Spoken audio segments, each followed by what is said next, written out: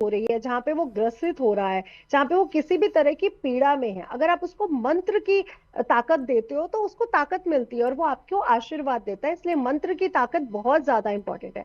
इसलिए मंत्रों का जाप करिए। और साथ ही साथ देखिए, सुंदर, हम लोग कह रहे हैं कि सच में सुंदर लग रहा है और वो लग भी रहा है, लेकिन एक चीज और भी है। जब किसी की डेथ होती है या जब कोई सेंसिटिव उसमें होता है, तो वो जो ऊर्जाएं निकल रही होती है वो अच्छी नहीं होती है। तो ये जो ऊर्जा निकल रही है, और साइंस भी ये मानता है कि यहाँ पे अल्ट्रावायलेट किरणें निकल रही है जो हमारे लिए उचित नहीं है। राइट। तो ये जो एनर्जी है ये हमारे लिए अच्छी नहीं है, इसलिए ये एनर्जी नकारात्मक भी है। ऊपर दूसरी तरफ आप साधु संतों से जाके पूछो तो वो कहेंगे अरे ये टाइम तो हमारी साधना को प्रकाष्ठा तक पहुंचाने का है, हमारे मंत्र सिद्ध करने का है, सिद्धियां प्राप्त करने का। वहीं दूसरी तरफ ये गर्भवती महिलाओं के लिए बिल्कुल भी अच्छा समय नहीं है। तो बेसिकली ये साधना के लिए बहुत उचित समय है। आप साधना में जाएं, आपको आपकी साधना सिद्धियों की तरफ बढ़ेगी। लेकिन इन साधनाओं का गलत प्रयोग ना करें। सोशल मीडिया के जरिए हम लोग देख के जो गलत साधनाएं कर लेते हैं उसका साइड इफेक्ट भी हमें देखने को मिलता है, इसलिए वो ना करें।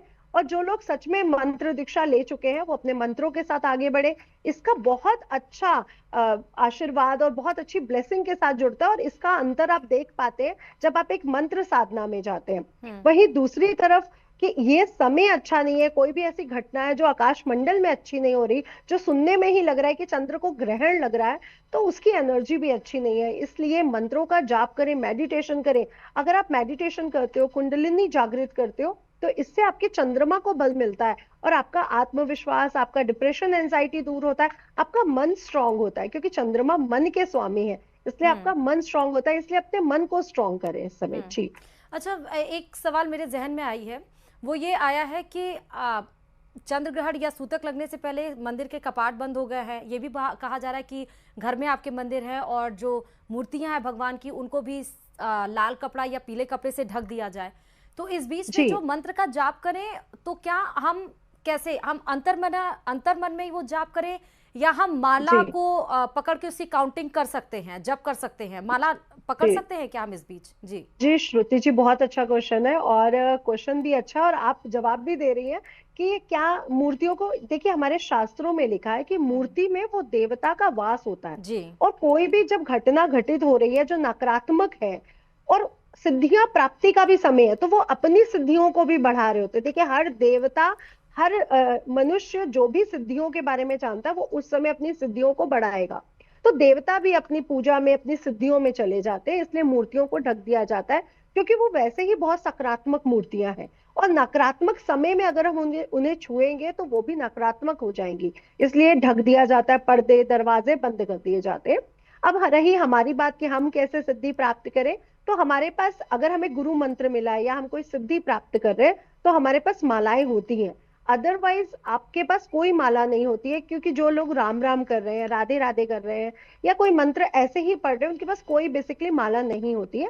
रुद्राक्ष की माला कई बार लोगों के पास होती है। जो भी माला आपके पास है उससे आप मंत्र जाप कर सकते हैं। वैसे ये पूरा समय कोई काउंटिंग का नहीं रह गया कि आप माला को गिने, आप जितना कर सकते हैं उतना अच्छा है। जी। ये 3.5 घंटा, तो आप इस समय पूरे समय अगर मंत्र जाप करते रहे, हवन करें, तो वैसे ही बहुत अच्छा है। इसलिए आप पूरा टाइम करें, माला है तो अच्छी बात है। और कहीं पे आसन बिछा ले, फर्श पे, सोफे पर। जो बुजुर्ग लोग हैं वो कुर्सी पर बैठ जाएं, जो बच्चे हैं वो लोग राम राम कर सकते हैं। तो जो भी मंत्र आप पढ़ोगे, इसका सच में आप 6 मंथ में इसका अंतर देखोगे कि मैंने चंद्र ग्रहण के समय कोई भी मंत्र का जाप किया, मेरी लाइफ में चेंजेस दिख रहे हैं मुझे। तो वो चेंजेस हमें देखने को मिलते हैं, क्योंकि जो चंद्र ग्रहण का साइड इफेक्ट है वो भी लोगों पर 3 महीने देखने को मिलेगा। तो मंत्रों का जाप का भी इम्पैक्ट हमें देखने को मिलेगा। जी अच्छा, श्रुति जी। मंत्रों की जाप हो रही है तो एक सवाल और इससे रिलेटेड है मेरा जो आचार्य जी, वो ये कि मंत्रों का जाप बहुत बार हमने देखा है कि बोल के किया जाता है, आपके मुंह से आवाज आती है, आप जो भी मंत्र जाप करते हैं, काउंटिंग चैंटिंग करते हैं, तो क्या जी। इस समय चंद्र ग्रहण में भी हमें वैसे बोल के ही करना है, या अंतर्मना में ही ये मंत्र का जाप करना है, आवाज मुंह से नहीं निकालनी है?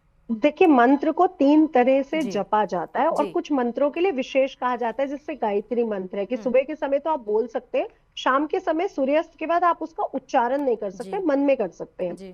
तो हर मंत्र की एक अपनी विधि और अपनी एक उसकी वो है। तो आप क्योंकि ये मन को, हमारे मन को वो लग रहा है। तो मन में अगर हम किसी भी मंत्र का जाप करते हैं तो यहाँ पर मन से किया गया जाप, जो मानसिक पूजा है उसका प्राविधान है। जो हम्म। बोल कर की जाने वाली पूजा है उसका प्राविधान नहीं है। हम्म। दूसरा मैं कहना चाहूंगी कि हर मंत्र जब जितना ज्यादा नाभि से बोला जाएगा वो उतना ऊर्जात्मक हो जाएगा, और कोई मंत्र अगर गले में यानी मन में बोला जाएगा वो नाभि से कम ऊर्जात्मक होगा। और जो मंत्र मन मुंह से बोला जाता है, क्योंकि गुरु मंत्र और जो विशेष मंत्र होते हैं वो मुंह से नहीं बोले जा सकते, हम्म। इसलिए उसकी ऊर्जा और कम हो जाती है। हाँ, नॉर्मल जो चीजें हैं, ओम नमः शिवाय, हनुमान चालीसा, वो आप बोल बोल के कर सकते हैं, लेकिन हर मंत्र बोल के नहीं किया जा सकता।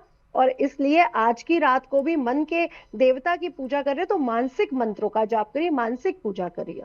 जी। जैसे गणेश चतुर्थी के दिन एक विशेष भगवान गणेश जी की एक मंत्र का जाप होता है, तो चंद्र ग्रहण के दिन भी क्या कोई विशेष मंत्र का जाप है निशा जी? जी, जैसे चंद्र को ग्रहण लग रहा है तो हम्म। ओम श्राम श्रीम श्रोम सहा चंद्रमसे नमः का आप जाप कर सकते हैं। ओम सोमाय नमः का जाप कर सकते हैं। ओम चंद्रशेखराय नमः का जाप कर सकते हैं। ओम चंद्राय नमः का जाप कर सकते हैं। वैसे उसका जो वैदिक मंत्र है वो ओम श्राम श्रीम श्रोम सा चंद्रमसे नमः है, इसका जाप करिए। अदरवाइज आप ओम नमः शिवाय, क्योंकि चंद्र देवता शिव जी से जुड़े हुए, जी। उन्होंने अपने मस्तक पे उनको धारण किया हुआ है, हम्म। तो उनका भी जाप कर सकते हैं।